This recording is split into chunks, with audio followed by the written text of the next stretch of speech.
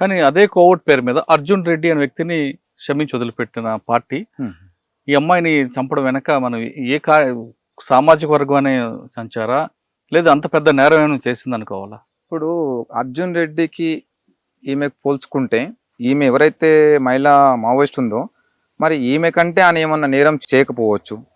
లేకపోతే అతను నిజాయితీగా నన్ను ఇట్లా పోలీసులు కోర్టు మార్చుకున్నారు, నేను పార్టీ ద్రోహం చేయలేను కాబట్టి అని ఏమైనా పార్టీ ముందు ఏమైనా ఒప్పుకుంటే క్షమించి వదిలిపెట్టవచ్చు అనుకుంటున్నాను. కానీ 7 సంవత్సరాలు పనిచేసిన ఒక వ్యక్తిని ఎలాగంటే చంపాలనిపిస్తుంది? క్షమించి వదిలిపెట్టడం అనేది. మిత్రుడు గణేష్ అన్న ఎవరో ఏఓబి కార్యదర్శి గణేష్, నేను అదే మిత్రుని చెప్తున్నా, అట్లా చంపడం వల్ల ఉన్న ఉనికి కోల్పోవడం, ప్రజలలో ఉన్న సానుభూతి కోల్పోవడమే దారి తీస్తుంది. ఇక మనం మీ చరిత్ర కొంచెం చూద్దాం. పంతుల్ నాయక్ చంపిన ఘటనలో ఉన్న AK-47 అక్కడికి వెళ్ళకొచ్చింది ఎర్రగొండపాలెంకి. మీరేమో కోర్టులో నేను తీయలేదని చెప్తున్నారు. అవునవును. మరి ఎలా వచ్చింది? నాకు తెలియదు సార్, అది తెలియదు. ఉన్న వాస్తవం నేను చెప్తున్నా, అది నాకు తెలియదు. కోర్టులోంచి ఎవరు తీసుకెళ్లారు? అది ఆరోపణ మాత్రమే నా మీద వచ్చింది, కానీ నేను తీసిన అనే విషయం అయితే అది తప్పు. అది నేను తీయలేదు, నాకు సంబంధం లేదు. కానీ కోర్టు నుంచి విక్రమ్ అనే వ్యక్తి ఒక చిన్న పిల్లాడిని తీసుకొని రాత్రి టైంలో దొంగతనం చేయించి AK-47 తీసుకొని నల్లమల్ల వెళ్ళి ఆ ప్రాంతంలో ఒక గుట్ట మీద ఉండి అక్కడ చేపల వాళ్ళు ఇచ్చిన అన్నం తింటూ చాలా కాలం ఉన్నారని, అదే సమయంలో బాబురావు అండ్ పార్టీ ఎర్రగొండపాలెంలో కలిసి వాళ్ళతో కలిసి ఉండి AK-47 వాళ్ళకి ఇచ్చి వాళ్ళ ద్వారా SLR తీసుకొని ఆ సమాచారాన్ని మీకున్న ఒక పోలీస్ ఆఫీసర్కి ఇవ్వడం, ఆయన ఆదేశాల మేరకే మీరు ఆ నలుగురిని చంపారనేది. అట్లాంటిది ఏం లేదు సార్. ఎంత ఏంటంటే కట్టుకథలు ఇవన్నీ. ఒక్క విషయం చెప్తా, ఇవన్నీ కూడా సార్ ఇగో జనాలు కూడా చెడుని ఎక్కువ ప్రచారం చేస్తారు కానీ మంచిది ఎక్కువ ప్రచారం చేయరు. ఈ చెప్పిన సీక్వెన్స్ కరెక్టా కాదా? మీరు చెప్పింది ఇక్కడ జరిగిన ప్రచారం అది అంతే, కానీ నాకు జరిగింది అయితే కాదు, నేను చేయలేదు, నాకు సంబంధం లేదు. సరే, మీరు ఎలా వెళ్ళారు అక్కడి వరకు? నేను ఇక్కడ నాకు ప్రొటెక్షన్ లేదు, ఏ అధికారి నాకు సహకరించట్లేదు, కనీసం బతకడానికి కూడా ఆధారం లేని పరిస్థితి నాది. కాబట్టి కనీసం కేసుని కూడా వాదించుకునేంత స్తోమత కూడా నాకు లేదు.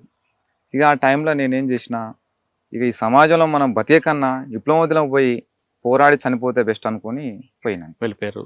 కానీ మీరు ఒకరోజు ఉదయం మీ గ్రామంలో వ్యవసాయం చేసుకున్న సమయంలో మీకోసం హోంగార్డ్ వచ్చారు, ఒక SI పంపించారు రమ్మన్నారని. హోంగార్డ్ చూసిన వెంటనే మీరు అదే రోడ్లో అడవిలోకి పారిపోయి హోంగార్డ్ అయితే నేను ఊర్లో వ్యవసాయం చేసుకుంటానే, నేను ఊర్లో ఉన్న టైంలో వచ్చారు. అక్కడ నుంచి మీరు అడవిలోకి పారిపోయి వెళ్ళిపోయారు. అయితే నేనేం అప్పుడేం పారిపోలేదు, నేను ఇంటి దగ్గర ఉన్నా. 2 హోంగార్డ్స్ వచ్చారు, వాళ్ళంతా మాజీలే.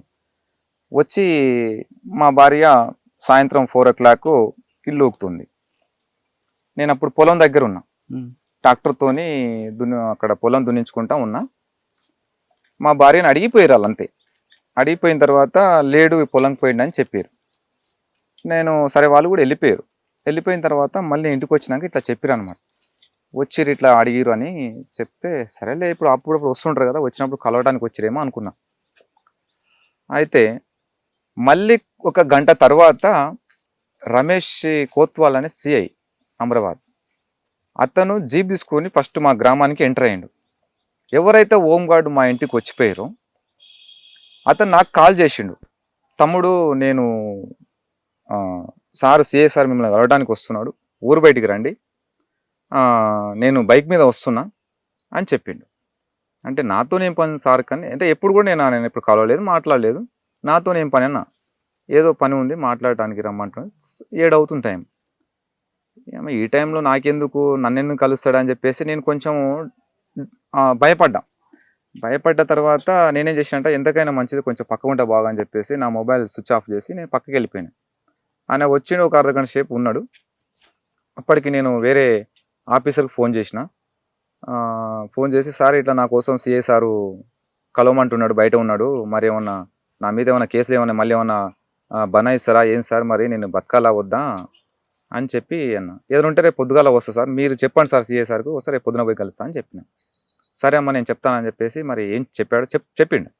ఆ తర్వాత కొంతమంది రాజకీయ నాయకులు కూడా ఫోన్ చేస్తే, ఏం కాదు రేపు పొద్దుగాన పోదాంలే, ఎందుకు భయపడతావు, నువ్వు చేసిన తప్పేముంది, బయటకు వచ్చి హ్యాపీగా బతున్నావు కదా అని చెప్పేస్తే సరే అని చెప్పేసి ఉన్నా. అయితే మా సీఏ ఏం చేసాడు, మళ్ళీ ఫోన్ ఆన్ చేస్తే మా ఊర్లో ఉంటాడు ఒక అడ్వకేటు, బావ అవుతాడు.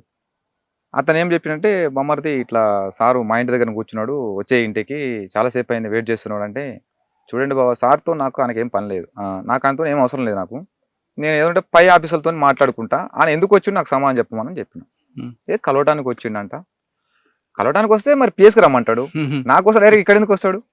ఎందుకంటే అప్పటికి నేను జైల్లో ఉండొచ్చినా, అప్పుడప్పుడే నాకు జైలు అనుభవం తెలుసు కాబట్టి, ఇవన్నీ పోలీసులు ఆడే అన్నీ నాకు తెలుసు కాబట్టి కొంచెం నేను భయపడి, లేదు బాబా ఏం లేదు, ఏమన్నా రేపు పొద్దుగాల కలుస్తాం, ఇంకా వెళ్ళిపోమని చెప్తే, సరేనా 8 గంటలకు అని మా ఇంటికి వచ్చిండు, రేపు పొద్దుగాల రాకపోతే స్పెషల్ పార్టీ తీసుకొని వస్తా అని చెప్పేసి వెళ్ళిపోయింది. తర్వాత ఇంకా వేరే వాళ్ళు చెప్పారు అనమాట, ఏదో మొత్తం మీద అయితే నీకు ప్రమాదం ఉన్నది అని చెప్తే, ఇక మళ్ళీ పోయి జైల్లో పడేస్తే నన్ను ఇంకా ఎవరు తీస్తారు బయటికి, ఇక ఎట్లా ఇక్కడే కేసు సమస్య ఉంది, అక్కడే మళ్ళీ జైల్లో ఉండి వచ్చిన అప్పటికి 2 సంవత్సరాలు, ఇంటికాడ పరిస్థితి ఏంది ఇట్లా, అప్పటికి బాబు పుట్టిండు, ఇక నాకు ఇక డిప్రెషన్కి పోయినా ఇక అని చెప్పేసి, ఇక మళ్ళీ ఈ మార్గం కరెక్ట్ కాదు, ఇక ఆ మార్గం పోతే మా సరే ఇక్కడ చనిపోయే కన్నా పోయి ప్రజల కోసం త్యాగం చేస్తానన్న ప్రజల పేరు ఉంటుంది కదా అని చెప్పేసి మళ్ళీ ఉద్యమంకి వెళ్ళిపోయాను. అక్కడ వెళ్ళాక బాబురావు వాళ్ళందరూ కనబడ్డారు, కానీ అక్కడ మీరు ఆయుధాలు ఎక్స్చేంజ్ చేసుకున్నారు కదా, మీ ఆయుధాలు ఎక్స్చేంజ్ అనేది ఏముండదు సార్. ఇప్పుడు నా స్థాయి కమాండర్ స్థాయి, నాకు నేను క్యారీ చేసిన కూడా దళంలో ఎస్ఎల్ఆర్, కానీ నా స్థాయిని బట్టి ఆయన ఇప్పుడు నేను అరెస్ట్ అయి ఉన్నా కాబట్టి ఆయన కొన్ని రోజులు అబ్జర్వేషన్లో పెట్టి నాకు ఎస్ఎల్ఆర్ ఇచ్చిండు. అది కూడా వేరే దగ్గర డంప్ ఉంటే తీసుకొచ్చి నాకు ఇచ్చిండు. ఓకే, ఆ ఎన్కౌంటర్ ఎలా జరిగిందంట బాబురావు గారిది? సార్ 100% అది ఇన్ఫార్మర్ తోటి ఎన్కౌంటర్ జరిగింది. ఆ ఇన్ఫార్మర్ మీరే అడిగారు?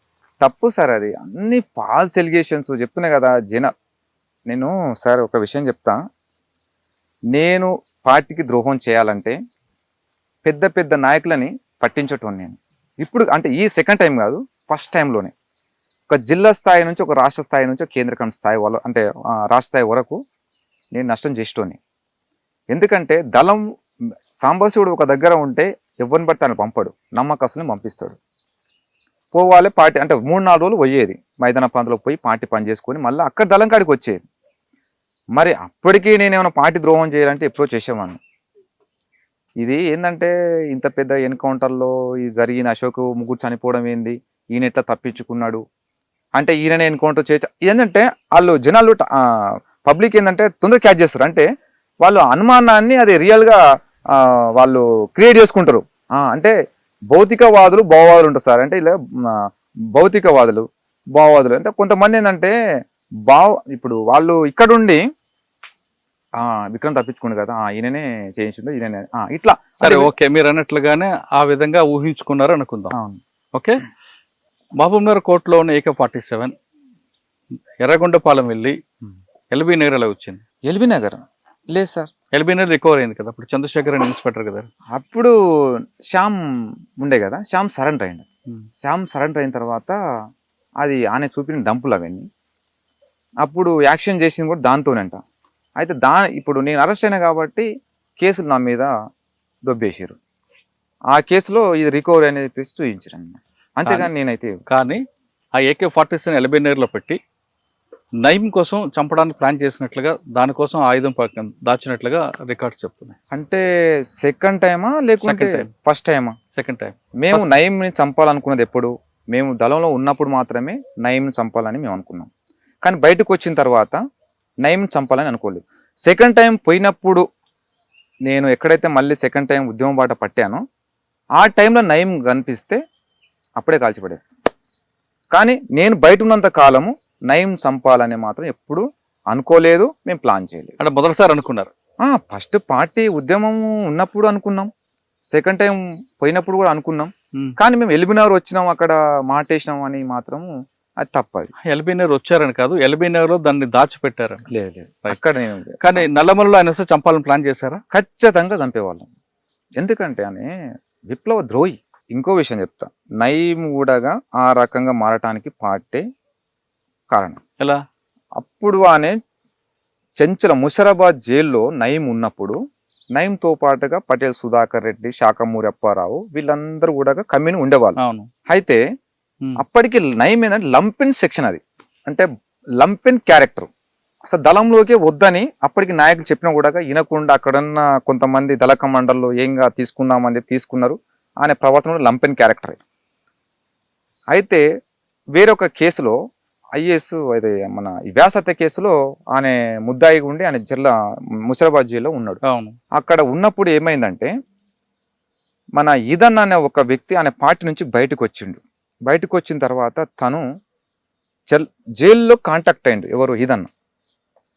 మళ్ళీ నేను పార్టీలోకి వెళ్ళిపోతా, నాకు పార్టీ నేను బయటికి వచ్చింది నాకు మిస్టేక్, నేను స్వయం విమర్శ చేసుకుంటున్నా, వెళ్ళిపోతాను ఉద్యమంలోకి అని చెప్పేసి అంటే కొన్ని రోజులు మరి ఎక్కడ పెట్టాలి ఏంది మరి బయట మనకు వచ్చి కలిస్తే మరి ఇన్ఫర్మేషన్ పోద్ది కదా, మళ్ళీ నష్టం జరుగుద్ది కదా అని చెప్పేసి మన ఈదన్న అనే వ్యక్తిని తీసుకుపోయి నయీం వాళ్ళ అక్క వాళ్ళ ఇంట్లో పెట్టారు.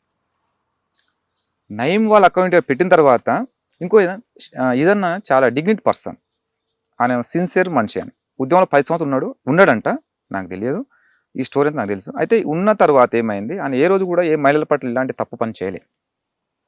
ఆయనతో పాటు చేసిన వాళ్ళు రిపోర్ట్ అది. అయితే అప్పటికి ఏమైందంటే ఈ బెల్లి లలిత అక్క ఏంటంటే అప్పుడు తెలంగాణ ఉద్యమంలో స్టార్ట్ అయినప్పుడు ఆమె చురుకైన పాత్ర పోషిస్తుంది. ఈ విధన్న మీద ఆరోపణ వచ్చింది. ఏం ఆరోపణ అంటే ఈ నయీం వాళ్ళ అక్క వచ్చి ములాఖాతులో చెప్పింది, ఇట్లా నన్ను మిస్బిహేవ్ చేసిండు ఇదన్నని నయీంకు చెప్పింది. నయీం ఏం చేసిండు, పార్టీ అక్కడ ఉన్న కమ్యూనికి రిపోర్ట్ చేసింది. నయీం పార్టీ చెప్తే మరి ఇదన్న అట్లాంటి వ్యక్తి అయితే కాదు, ఆయన చేయడు కదా, ఇది తప్పు అనే విషయము ఒకసారి మనం క్రాస్ చెక్ చేసుకుందాం, ఒకసారి చేసుకున్న తర్వాత మనం ఏదైనా దూరం పెడదామని చెప్పేసి అక్కడ పార్టీ నిర్ణయం తీసుకుంది, జైలు కమిటీ. అయితే ఈయన ఏమి అసంతృప్తిగా ఉంటుండు వీళ్ళతోటి. ఎట్లా నేను చెప్పినా కూడా మీరేం పట్టించుకోవట్లేదు, మీరు చెప్పినా కూడా నేను పట్టించుకోవట్లేదు, మా అక్కని ఇట్లా అన్నాడంట అట్లనంటే ఆటలు వస్తుంటే అక్కడ టచ్ చేశాడు ఇక్కడ టచ్ చేశాడు అని చెప్పేసి నయీము కట్టుకథ ఇదంతా. అప్పటికి ఏదన్నా వచ్చి పోయి కలుస్తున్న విషయము పోలీసు తెలుసు, ఎట్లా ఏంది దెబ్బ కొట్టాలనేది వాళ్ళు ప్లాన్ చేసి పంపించిన ఆ రోజులలో. తర్వాత ఏమైంది, ఇక పార్టీ మరి ఎట్లయినా తెలియదు, ఈయన జైల్లో ఉన్నప్పుడే వెల్లెలు తక్కని అలీముద్దీన్ చంపేశాడు. చంపిన తర్వాత అప్పుడు నయీంని పక్క పెట్టింది పార్టీ. పక్క పెట్టిన తర్వాత మరి ఆ సమస్య రాకపోతుండే, ఇదన్న విషయం అప్పుడే ఏదో సాల్వ్ చేసి ఉంటే అక్కడికి అయిపోయేది. కానీ మరి అక్కడ ఏం జరిగింది ఏందనేది విషయం అయితే ఇక లోతులో అక్కడ వాళ్ళకి తెలుసు. తర్వాత ఇక ఆయన పూర్తిగా బెండ్ అయిపోయిండు. తర్వాత బిల్లలతో మర్డర్ అయిపోయిన తర్వాత ఈయన రిలీజ్ అయిపోయిన తర్వాత ఆయన ఏంది మొత్తం పార్టీకి పూర్తిగా వ్యతిరేకంగా తయారయ్యింది. జైలు వచ్చింది కాబట్టి ముషిరాబాద్ జైల్లో మీరు కూడా ఉన్నారు? లేదు, మహబూబ్నగర్ జైల్లో ఉన్నా, చల్లపల్లి జైలు ఉన్నారు. ఈ 2 జైల్లో మీ జైలు జీవితం ఎలా గడిచేదండి? సార్, మహబూబ్నగర్ జైల్లో నేను రిమాండ్ ఖైదీగా ఉన్నా. అక్కడ నాకు ఎలాంటి కార్యక్రమాలు లేవు. నాకు 8 నెలల తర్వాత నేను మహబూబ్నగర్ జైలు నుంచి చెల్లపల్లి వెళ్ళాను.